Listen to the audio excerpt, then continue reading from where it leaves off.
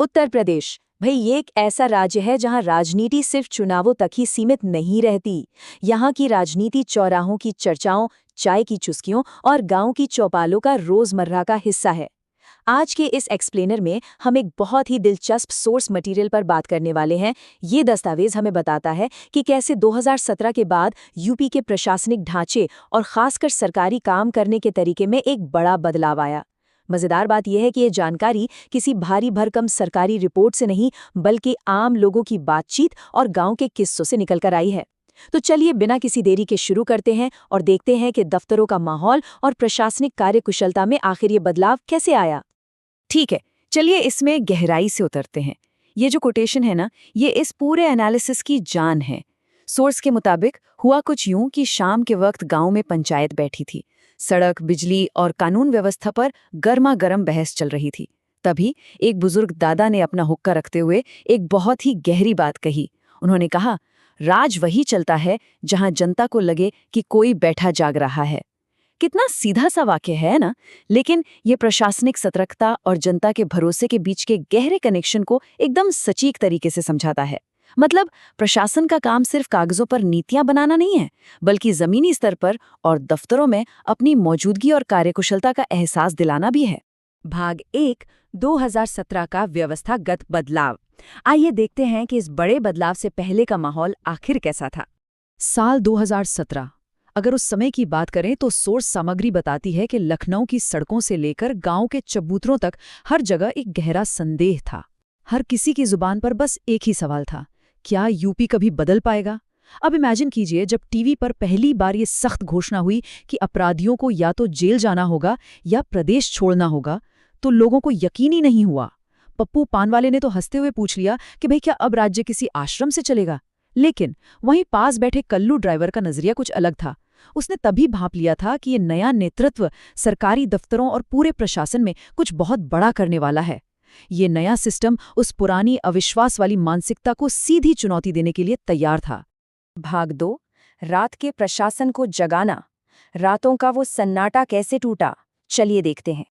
Source material के हिसाब से इस बड़े प्रशासनिक बदलाव की शुरुआत दिन के उजाले से नहीं, बल्कि रात के अंधेरे से हुई। और इसके 3 बहुत ही क्लियर स्टेप्स थे।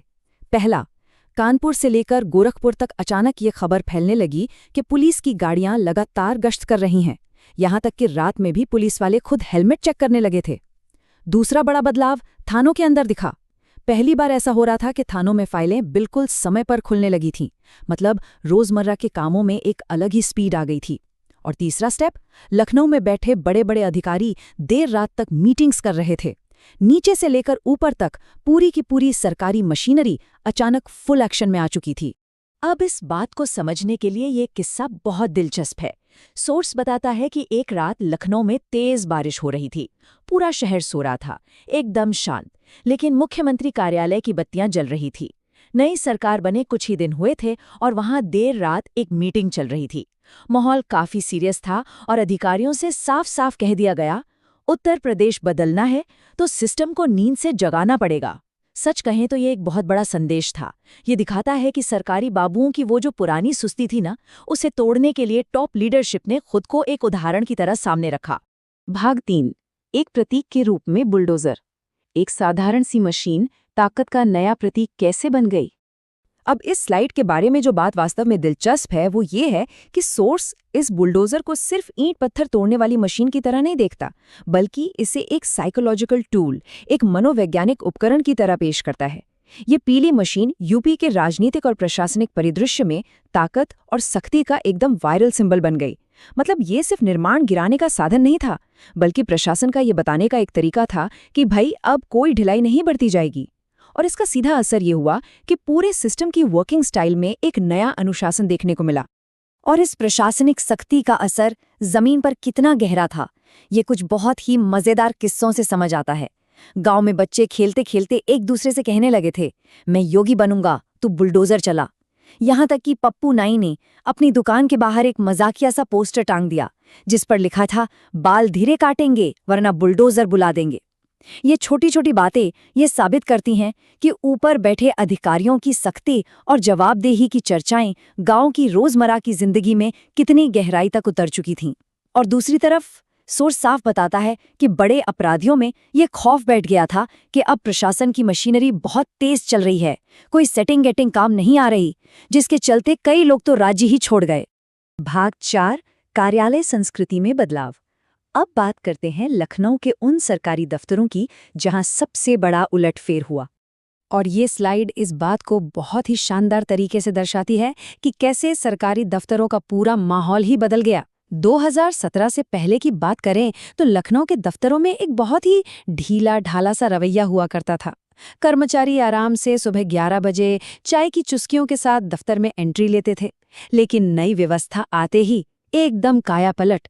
वही सरकारी बाबू लोग अब सुबह 9 बजने से पहले ही अपनी कुर्सियों पर मुस्तैद दिखने लगे। और देखिए, ये सिर्फ टाइम पर आने की बात नहीं थी, ये क्लर्कों और सरकारी मशीनरी की मानसिकता में एक बहुत बड़े बदलाव का प्रतीक था। इसी से प्रशासनिक कामकाज में वो स्पीड आई जिसके बारे में सोर्स बार बार बात करता है। अब सोचने वाली बात यह है कि दफ्तरों में ये अचानक आई समय पाबंदी का राज क्या था? इसका जवाब इस एक लाइन में छिपा है, आज लेट हो गए तो ऊपर शिकायत पहुंच जाएगी, बाबा तक। सोर्स एकदम साफ करता है कि सरकारी कर्मचारियों में ये अनुशासन किसी रूटीन सर्कुलर या नोटिस से नहीं आया था, बल्कि ये सीधे टॉप लीडरशिप यानी मुख्यमंत्री कार्यालय की जवाबदेही का डर था। सालों से जो लापरवाह रवैया चला आ रहा था, वो इस डर से एकदम छूमंतर हो गया कि काम में कोई भी कोताही हुई तो सीधे ऊपर तक रिपोर्ट जाएगी। भाग 5 जनता की धारणा और प्रशासन की जवाबदेही। सोर्स मटेरियल के मुताबिक अब गांव की चौपालों पर होने वाली बहसों के टॉपिक भी बदल चुके थे। अब हवाई बातें नहीं, ठोस परिणामों पर बात हो रही थी। गांव वालों ने खुद ये नोटिस किया कि बिजली जो पहले घंटों गायब रहती थी, अब उसकी सप्लाई काफी बढ़ गई थी। अफसर समय पर दफ्तर पहुंच रहे थे और काम भी कर रहे थे। और एक और बड़ी बात जिसने लोगों का ध्यान खींचा, वो था लीडरशिप का अंदाज। स्रोत बताता है कि अब कोई हंसी मजाक या लंबी लंबी भावुक बातें नहीं होती थीं, बस सीधा संदेश, सख्त आवाज और तुरंत फैसले। जनता की नज़र में ये एक बहुत ही अनुशासित प्रशासन और कुशल कार्यप्रणाली का जीता जागता सबूत था। अगर इस पूरी सोर्स मटेरियल को समराइज करें तो ये नई शासन व्यवस्था मुख्य रूप से 3 स्तंभों पर टिकी नजर आती है। पहला स्तंभ है अपराधियों के मन में डर, दूसरा आम जनता के मन में प्रशासन के प्रति भरोसा, और तीसरा जो कि प्रशासनिक नजरिए से सबसे अहम है, पूरे सिस्टम और दफ्तरों के भीतर का अनुशासन। सोर्स का निष्कर्ष यही है कि इन तीनों फैक्टर्स ने मिलकर और खास तौर पे सरकारी तंत्र की बढ़ी हुई एफिशिएंसी ने उत्तर प्रदेश के प्रशासनिक ढांचे को एक पूरी नई कार्य संस्कृति दी। हम यहाँ किसी का पक्ष नहीं ले रहे, बस यही वो बातें हैं जो दस्तावेजों में प्रमुखता से उभरकर सामने आती हैं। तो चलिए इस एक्सप्लेनर को गांव की उसी चाय की दुकान से निकले एक बहुत ही गहरे सवाल के साथ खत्म करते हैं। क्या कोई सिस्टम या व्यवस्था सिर्फ सख्ती से कंट्रोल होती है या फिर काम की स्पीड से? कुछ लोगों का मानना है कि प्रशासनिक सख्ती ही इस नए सिस्टम की असली चाबी है, जबकि कुछ का कहना है कि दफ्तरों में जो तुरंत फैसले लिए गए, जो गति आई, असली बदलाव तो उससे आया है। सच कहूं तो इसका कोई एक सीधा सा जवाब नहीं है, लेकिन ये सवाल हमें ये सोचने पे जरूर मजबूर करता है कि एक सफल प्रशासनिक बदलाव और कुशल ऑफिस कल्चर के असली सूत्र आखिर होते क्या हैं। इस चर्चा से जुड़ने के लिए बहुत बहुत शुक्रिया। उम्मीद है कि इन दस्तावेजों से इस पूरे प्रशासनिक बदलाव को एक नए नजरिए से समझने में मदद मिली होगी।